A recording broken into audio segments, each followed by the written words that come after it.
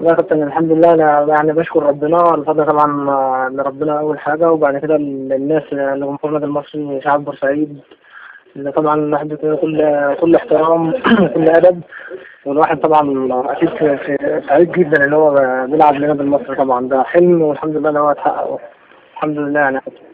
عطية، كنا يعني حاسين من البداية ان انت كنت متمسك بالانضمام للنادي المصري، وكان ليك كان في جاي لك عرض من نادي الاتحاد السكندري، انت تمسكت بالانضمام للنادي المصري. هل كنت شايف النادي المصري هو يكون بوابة ليك اللي انت تصنع تاريخ زي ما بنقول ممكن يكون تاريخ ذهبي مع جماهير بورسعيد النادي المصري؟ طبعا حضرتك زي ما قلت كده، انا كان جاي لي من الاتحاد، وكنت قعدت مع الناس هناك، وكان في مصر طبعا، فانا فضلت النادي المصري على نادي الاتحاد. برضه كان استخرت ربنا، فالحمد لله حسيت ان انا مرتاح هنا اكتر من اي حته تانية، وتمنيت يعني ان شاء الله ان ربنا يكرمني هنا احسن من اي حته تانية. طب قول لي، يعني بعد ما حرزت الهدفين ويعني بصيت في عيون الجماهير، شفت جماهير سعيدة، ايه اللي انت حسيته بعد ده وبعد الفوز ده كمان؟ ايه اللي انت حسيته؟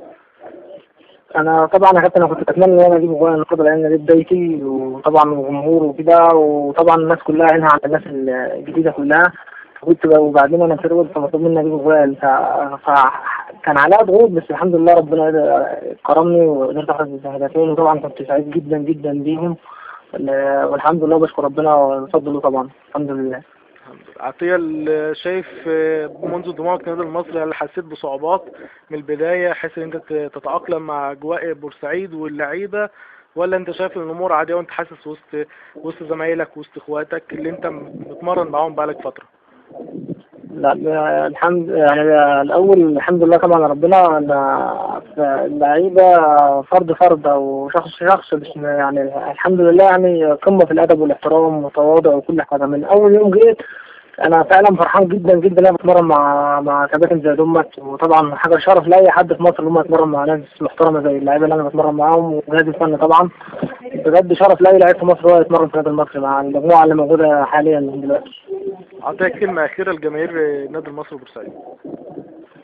يعني ان شاء الله ربنا يكرم بس السنه دي، والدوري يتلعب ان شاء الله كده، وان شاء الله ربنا يكرمنا هم ورانا كده على طول ان شاء الله، ونعمل حاجه كويسه ان شاء الله. النادي المصري النهارده تليق باسمه في الدوري الممتاز ان شاء الله.